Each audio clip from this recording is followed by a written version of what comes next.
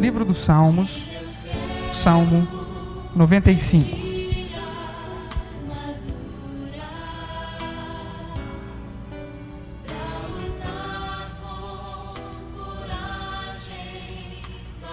Salmo 95, um salmo anônimo, e eu convido os irmãos para que acompanhem a leitura que farei. Diz assim a palavra do Senhor: Vinde, cantemos ao Senhor com júbilo, celebremos o rochedo da nossa salvação. Saiamos ao seu encontro com ações de graças, vitoriemo-lo com salmos.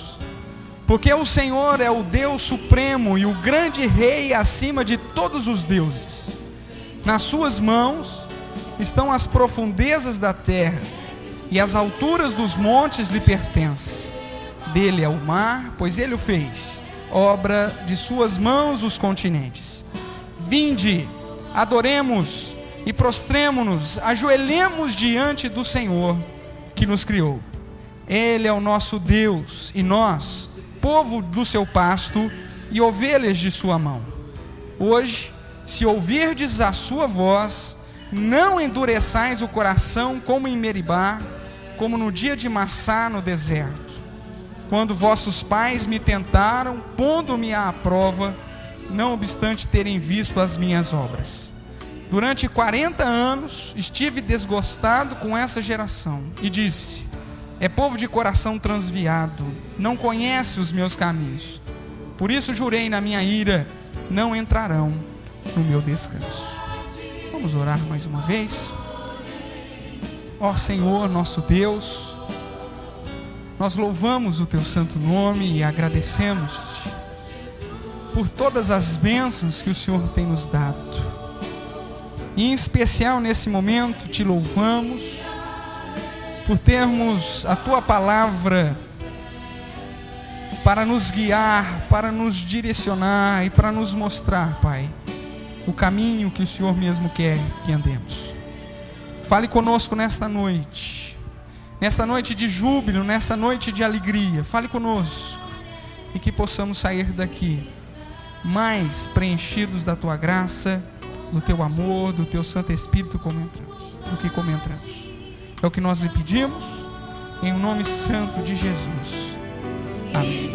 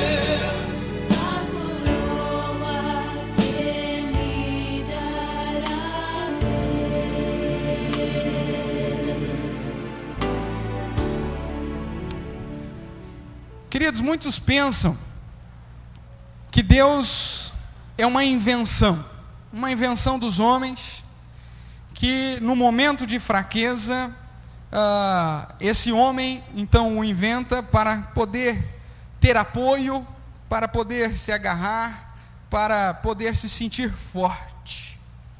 Estes homens são chamados de ineptos, são chamados de estultos, de tolos pela Bíblia. Eles não compreendem, eles não percebem que não apenas existe um soberano Deus, como também este Deus comanda tudo e todos. Você crê que existe um Deus que comanda tudo e todos, querido? Amém? Sim. Para esses que não creem, a ideia de vir a adorar e adorar o Senhor é algo irracional, é coisa de louco, é algo que foge à razão. Onde já se viu 300 pessoas numa noite de sábado saírem de suas casas e vir até um lugar chamado igreja para adorar a Deus, dizendo que esse Deus é soberano e que cuidou deles durante aí 45 anos, em especial durante 38 anos de organização de igreja? Para os estultos, isso é loucura. Vir adorar a Deus é loucura, é coisa que não cabe na mente deles. Outros, por sua vez, até mesmo creem em Deus, porém não se importam com Ele, e nem o reconhecem em seus caminhos. Esses são chamados de imprudentes pela palavra de Deus.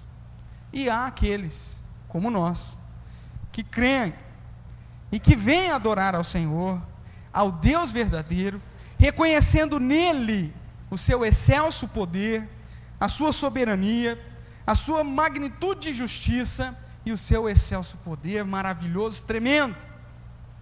Esses são chamados de justificados, ou salvos, ou ainda filhos de Deus, e nós o somos, e graças a Deus por isso.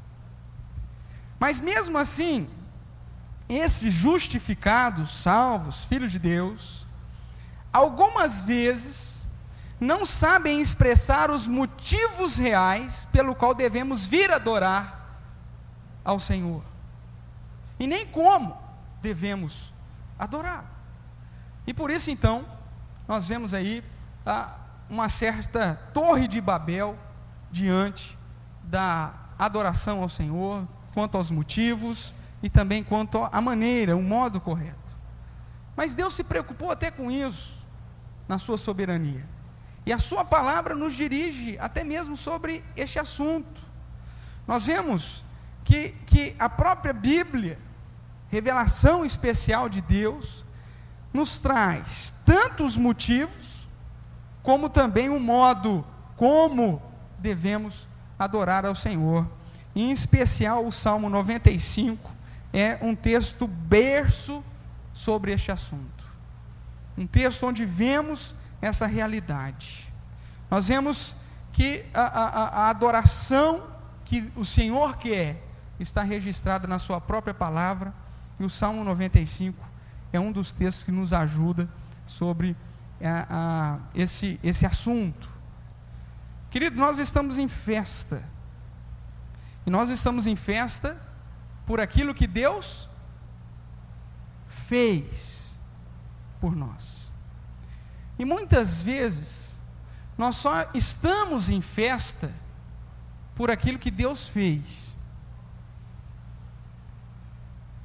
Se de repente acontece um problema na sua vida, você já não fica tão em festa como o dia de hoje, por exemplo.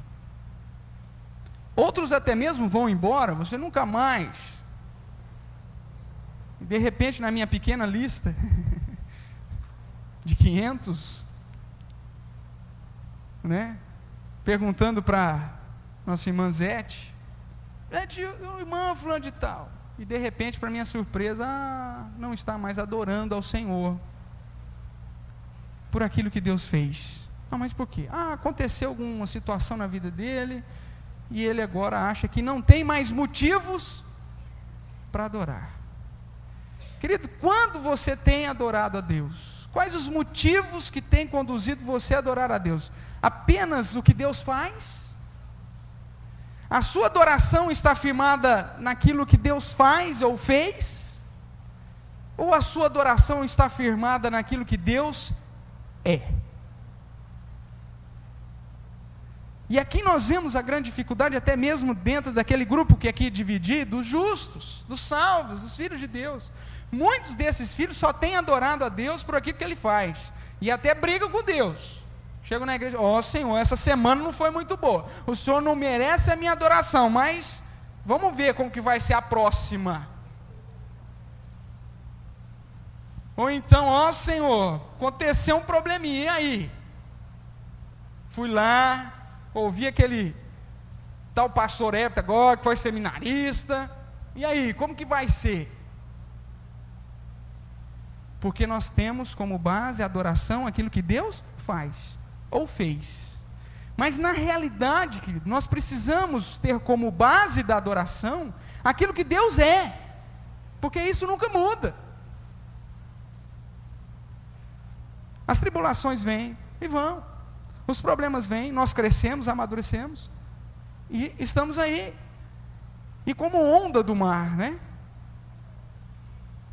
Vem um problema, não, esse é muito grande, não vou conseguir passar. O Senhor vem, ajuda, faz alguma coisa por nós, nós passamos, e de repente olhamos, já vem vindo outro. Se ficarmos reclamando pela onda que veio, a segunda certamente nos pegará, e então deixaremos de adorar a Deus, e ainda jogando a culpa no Senhor. O Senhor não fez. O Senhor não fez.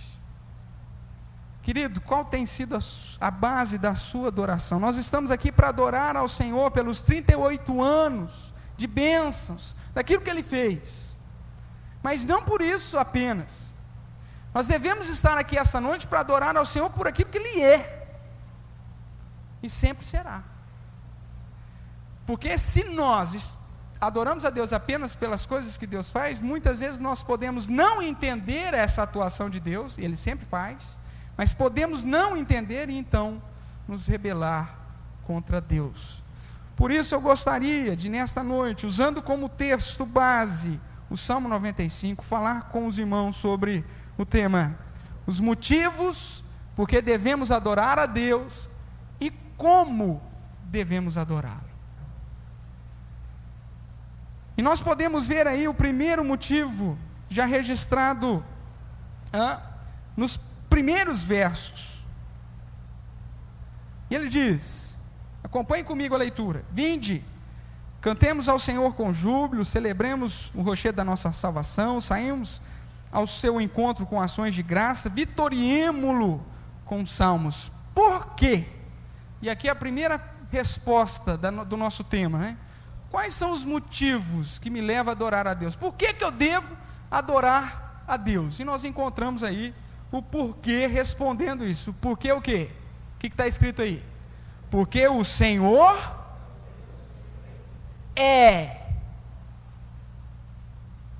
Porque o Senhor é. E é o quê? O Deus Supremo. E que mais? E o grande Rei, acima de todos os deuses. Queridos, o primeiro motivo porque você deve vir adorar a Deus, e ele diz, né? Vinde, cantemos, isso é adoração. E o primeiro motivo é porque o Senhor é o Deus Supremo. E quando ele diz grande Rei, ele está apenas confirmando esse atributo de Deus, porque o que é supremo é grande. O primeiro motivo, portanto, para você vir à casa do Senhor adorá-lo, querido, não é porque a sua semana foi boa ou foi ruim, mas porque Deus é supremo. Ele é soberano, acima de tudo e todos. A Ele pertence tudo. Ele é o El Shaddai, o Deus soberano. Veja aí o que diz o verso 4. Nas suas mãos estão o quê? As profundezas. Olha que Deus maravilhoso, grande, supremo. O que mais que estão? As alturas dos montes pertencem a quem? Lhe pertence. Pertence a Ele. Olha que Deus supremo e grande. Dele é o quê? O mar. E hoje Ele me emprestou um pouquinho para desfrutar lá. É dele, pois Ele o fez. Olha só que soberania. O que mais? E nós, pois ele o fez, obra das suas mãos. O que é a obra das mãos dele? Os continentes. Querido, isso é o Deus supremo. E você deve adorar porque ele fez tudo, inclusive você. Esse é o primeiro motivo. Ótimo, pastor, maravilha, está aí. Nós devemos vir cantar ao Senhor, porque ele é o Deus supremo, é verdade. E deve ser minha postura então diante desse Deus supremo, ainda nessa primeira divisão. Como?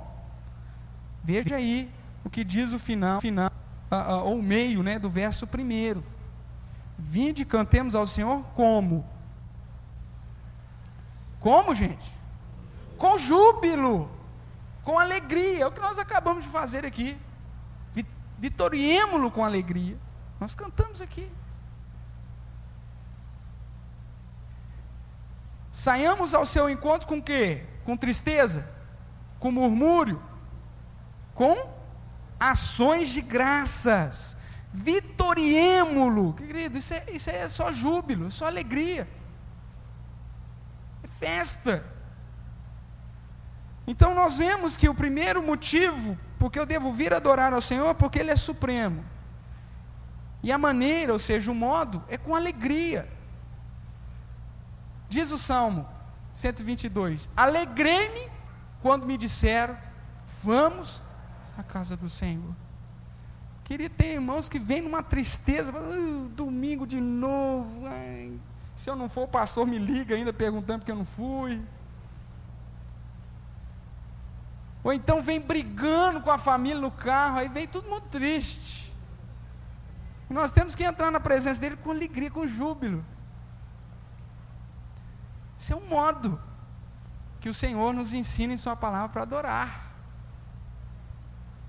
O crente, ele é feliz, ele é alegre, ele pode em alguma situação da vida estar triste, mas ele é alegre, ele é feliz e tem que entrar com alegria na presença do Senhor.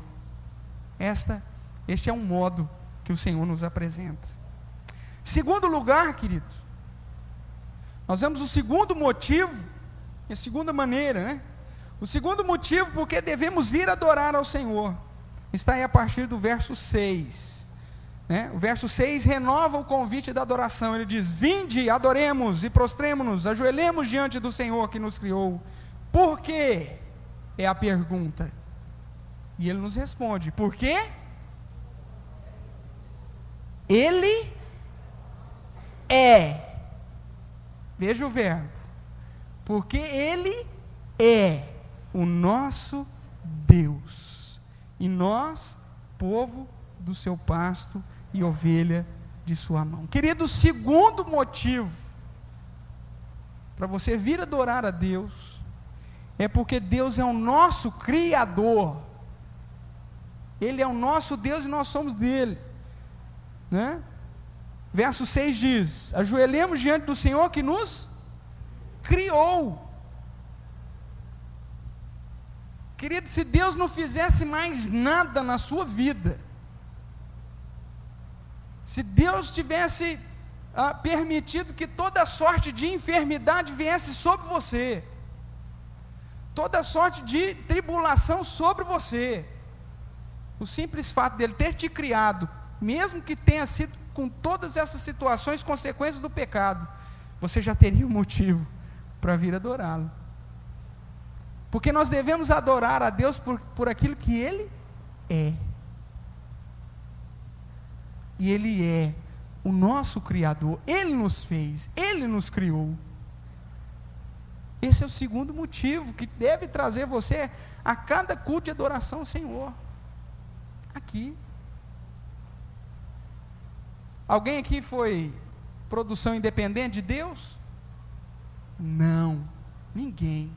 Ele nos criou a todos, e por isso devemos vir adorar. Quem nos criou para ser o nosso Deus, e nós, povo do seu pasto, e ovelhas da sua mão, Ele nos fez para si. Ele é o nosso Deus, Ele é o Elohim, o Deus Criador. Criou, pois o Senhor, tudo. no princípio de Gênesis 1, criou Deus os céus e a terra, e depois vem toda a transcrição ali da criação, da maravilhosa criação de Deus. Nós devemos vir adorar ao Senhor, porque Ele é o nosso Criador. Esse é o segundo motivo. E como? Reconhecendo que Deus é o nosso Criador, qual que é a segunda maneira? O motivo eu já sei, e a maneira? Veja o verso 6. Vinde, adoremos e prostremo-nos. Que mais? Ajoelhemos diante do Senhor que nos criou. Querido, esses versos, ou esses verbos aqui traduzidos, mostra humildade. A Bíblia diz que Deus faz o que com os soberbos? Deus acaba com eles. Aquele que se exalta será humilhado, e aquele que se humilhar será exaltado. Tem gente que chega na presença do Senhor: ô Senhor, como a história, né, a parábola do Senhor Jesus, eu não sou pecador como essa figura aqui do meu lado, Senhor, eu sou maravilhoso, Senhor, que bom, o Senhor estava sentindo minha falta, não é verdade? Que seria de ti se eu não estivesse aqui essa noite, hein, Senhor? Querido, essa não é a maneira de vir. Nós devemos vir na presença do Senhor nos prostrando, ajoelhando-nos, ou seja, com humildade. É isso que Deus requer de nós. Na parábola, no ensinamento de Jesus, aquele que se humilhou foi para casa justificado, e o que se exaltou, ai coitado, recebeu já aquilo que ele queria. Ele queria se aparecer, se apareceu, ótimo, maravilha, todo mundo viu, né? Ou no ensino do sermão do monte, que vai lá no canto das praças, levanta a mão e Senhor, papapá, queria se aparecer, pronto, recebeu sua recompensa, sem melancia, sem nada, já se apareceu e vai embora para casa. Esse é o ensinamento. Agora aquele que se humilha, entra no quarto, fecha a porta, não é assim lá no ensinamento? Esse será atendido pelo Senhor. E na adoração, querido, é a mesma coisa. Devemos vir ajoelhar, prostrar, ou seja, com o nosso coração prostrado na presença do Senhor, em humildade. Ele nos criou. Ele nos criou. Ele foi quem nos fez. E por isso precisamos dessa humildade, dessa reverência na presença do Senhor para adorá-lo. Em terceiro lugar, querido, nós vemos ainda no Salmo, agora não de modo muito explícito, um pouco implícito, mas, ou seja, de modo implícito, mas também claro, a partir aí do final do verso 7, veja o que a palavra do Senhor nos diz: hoje, se ouvirdes a sua voz, ouvir a voz de Deus, não endureçais o coração como em Meribá, como no dia de Massá no deserto, quando nossos pais me tentaram, pondo-me à prova, não obstante terem visto as minhas obras. Durante 40 anos estive desgostado com essa geração e disse: é povo de coração transviado, não conhece os meus caminhos. Por isso, o que diz aí? Jurei, na minha ira não entrarão no meu descanso. O que é esse verso 11? Essa última parte do Salmo requer um pouquinho mais de atenção nossa, porque não está muito explícito o motivo e também a maneira. Está aí, implicitamente, e precisamos aí tomar um cuidado para, então, retirar desse texto a sua verdade. O verso 11, querido, o que é o verso 11? O que Deus está falando? Está jogando o quê? Uma bênção sobre o povo? Jurei na minha ira, não entrarão no reino ou no meu descanso. Isso aqui é o quê? Uma bênção para o povo? É o quê? É uma maldição, é um julgamento. E Deus fez isso à toa? Não. Não como maldoso, mas em decorrência daquilo que o povo havia feito, da desobediência, da rebeldia, de esquecer de tudo que Deus tinha feito. Deus então vem com o seu julgamento, e aqui então encontramos o terceiro motivo para vir adorar a Deus, que é porque o Senhor é justo juiz. Querido, não pense que você vai ficar isento se porventura desobedecer a Deus. Hebreus diz, no capítulo 10, verso 25, não deixemos de congregar-nos, como é costume de alguns, ainda mais vendo que o dia se aproxima.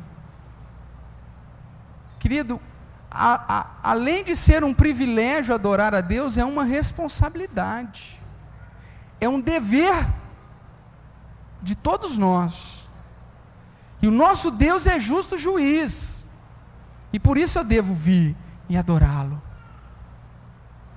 Esse é o terceiro motivo, e consequentemente nós já vemos a terceira maneira, o terceiro modo, como adorar. Queridos, se Deus é justo juiz e exige de nós o quê? Desobediência? Exige o quê? Obediência. Então esse é o modo que devemos adorar ao Senhor. O terceiro modo registrado aqui no Salmo 95. Nós devemos entrar na presença do Senhor, e não com coração duro, não tentando ao Senhor, mas de modo obediente. Ou seja, fazendo aquilo que Deus quer que nós façamos. A história da igreja diz que a igreja se desviou dos caminhos do Senhor, por causa do sincretismo religioso, começou a colocar o paganismo dentro da igreja.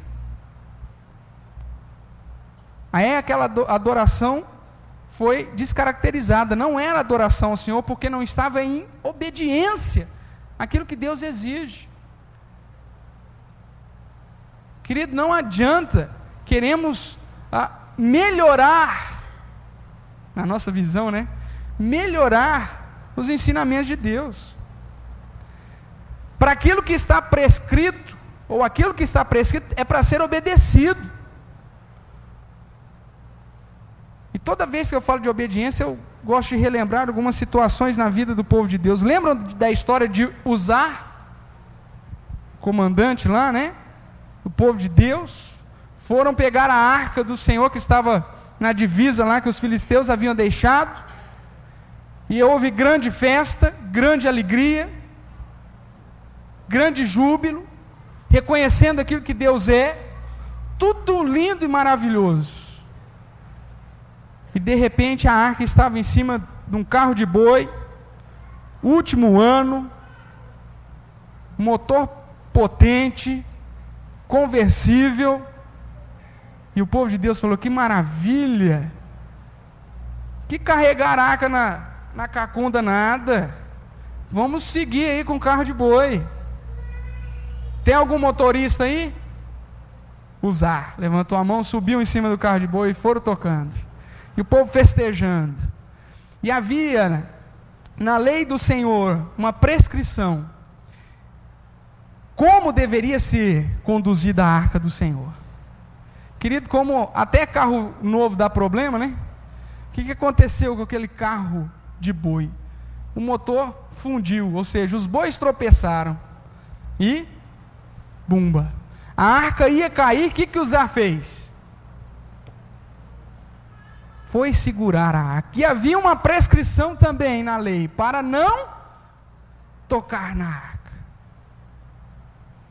Uzá, com uma boa intenção, querendo fazer o bem, porque senão a arca ia cair, tocou na arca. O que aconteceu com o Uzá?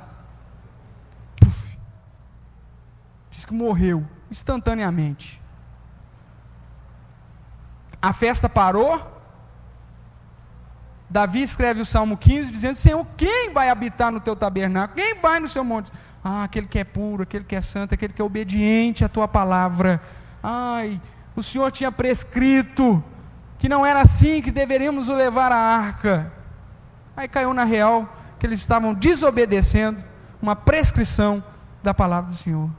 Querido, muitas vezes nós vemos o povo de Deus com boas intenções, mas com muita falta de conhecimento das prescrições dadas por Deus. E isso conduz muita gente a não adorar a Deus de modo obediente. E, infelizmente, a justiça de Deus vem sobre esse povo. Nós não podemos cair nesse mesmo erro. Nós precisamos vir sabendo que Deus é justo juiz e que devemos obedecer à prescrição que Ele mesmo nos trouxe para a adoração e obedecê-lo de modo completo. Querido, esses são os modos que vemos no Salmo 95 e a maneira para adorar ao Senhor. Os modos é com alegria, com humildade e com obediência, e está nessa ordem primária no Salmo. E depois os motivos, porque Ele é supremo, porque Ele é Deus, nosso Deus Criador, e porque Ele é o santo juiz. Querido, eu não sei como você tem conduzido a sua vida de adoração. Eu não sei como você tem se achegado a Deus. Eu não sei se a tua postura como adorador tem sido uma postura de alegria, de humildade ou de obediência. Eu não sei se você tem vindo adorar a Deus por aquilo que Ele fez na sua vida, por aquilo que Ele faz ou deixou de fazer. Mas, se você quer adorar ao Senhor com uma postura correta, com o motivo correto, com a maneira correta, você precisa observar as prescrições de Deus. Você deve vir cantar ao Senhor, como diz o início: vinde, cantemos, com alegria, júbilo. Não entre na presença do Senhor com rancor, com tristeza, com ódio em seu coração, sabendo que Ele é supremo. Você deve vir cantar, adorar ao Senhor com humildade, sabendo que você está diante do Deus Criador, aquele que te fez. E muita gente se apresenta a esse Deus sem humildade, sem reverência. Querido, não se esqueça que até os anjos escondem a face desse Deus, escondem os pés desse Deus. Tamanha grandiosidade é o nosso Senhor. E você deve vir adorar ao Senhor em obediência, sabendo que Ele é justo juiz. E deste modo, você pode ter certeza que você, como parte integrante daquele grupo de justificados, de salvos, de filhos de Deus, estará fazendo aquilo que Deus quer na adoração. E as bênçãos de Deus não vão vir apenas naquilo que Ele já realizou nesses 38 anos, mas virá sobre muitos e muitos anos, até que Ele volte, e assim seja. Que Deus abençoe muito a sua vida como adorador, querido, e que você adore ao Senhor em primeiro lugar por aquilo que Ele é, independente do que Ele esteja trazendo sobre a sua vida, com alegria, humildade e obediência. E o Senhor há de nos abençoar e não de mandar um julgamento como fez com aquele povo lá no passado. Que o Senhor conforte o seu coração. Amém.